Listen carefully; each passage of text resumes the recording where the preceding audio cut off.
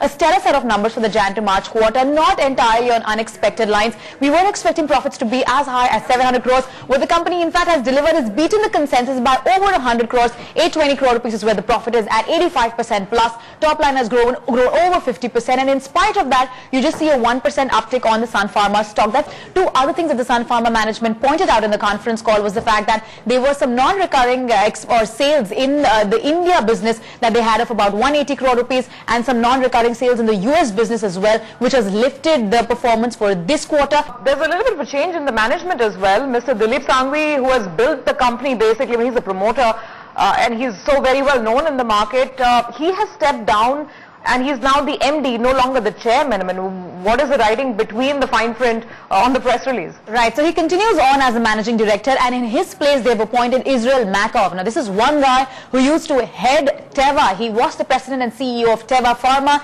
Teva, by the way, is the world's largest generic pharmaceutical company. So just goes to show that Sun's management is very clear that they want to expand their global footprint. They want to extend beyond the US. Now it's important that they've got a man like Israel Makov at the helm of things, because he's known to be really aggressive. In fact, when he was at Teva, he was heading two major acquisitions for Teva. One was a $3 billion purchase of a company called Sycor, which was in the US, and the other was over $7 billion of a purchase called Ivax. That company allowed Teva to become the largest generic player. So probably with this guy heading things at Sun Pharma, it has a cash chest of over $1 billion. You might just probably see more aggressive acquisitions from Sun Pharma's side, them stepping into other geographies apart from the US and basically putting the thrust on growth from here on now.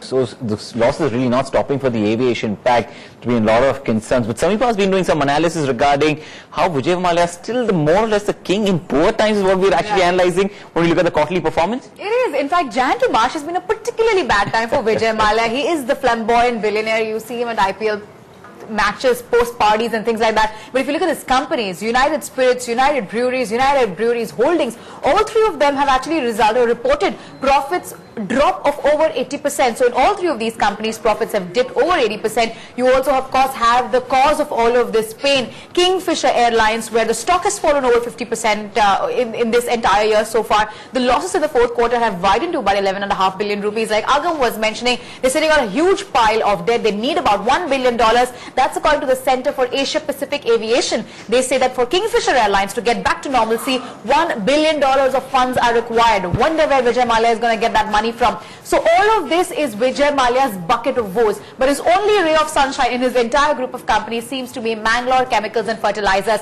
That's the only company in the stable which has delivered a very stellar set of numbers for the Jan to March period. You have profits, in fact, increasing more than 2 times, and Mangalore Chemicals, that stock is up about 33% this year. But more importantly, it might just be a whole saga of losses. But when you look at the market capitalization of these companies, or of Vijay Mallya's group of companies, they've actually gone from 18,000 crore rupees on the 1st of January to all the way 22,000 crore rupees. Because like you can see, apart from Kingfisher Airlines, your other 3 companies, that is UB, United Spirits and Mangalore Chemicals, have given you gains of anywhere between 20 to 30% on a year-to-date basis for the stocks.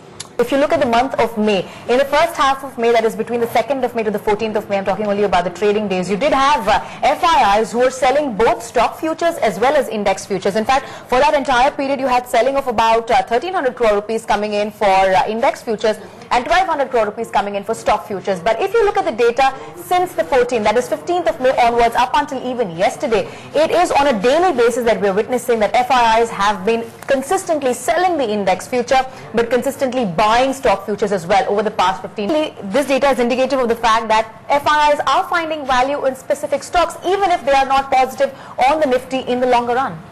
Residential home prices in India, if you adjust them for inflation, in real terms have increased by about 285%. That speaks volumes of the unaffordability of real estate right here in Mumbai. The final sell idea is what we have. BHEL, major overhang seen on the stock. Bloomberg consensus expects a target price of about 275 rupees. DLF, consistently over the past 2 weeks, we've been seeing an overhang on this stock.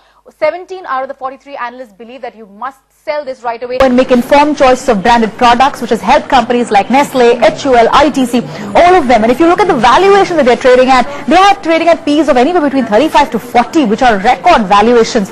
In the current scenario when risk is off and people are wanting to put their money into safer areas, FMCG seems to be like the place. But there are three key risks to their premium valuation. One is the fact that if the economy improves from here on now, you are going to see more risk coming back on, which means that money will probably go out of these FMCG companies and into more, say, interest rate sensitive companies. The other key thing is if there is a sharp spike up in input prices and along with that a slowdown in the economy, then the ability of these companies to pass on these high prices to the consumers will be severely curtailed, and that could again hit their bottom lines. We're expecting margins for many of these companies to remain muted in the coming quarters. So although they have premium valuations currently, the question still remains.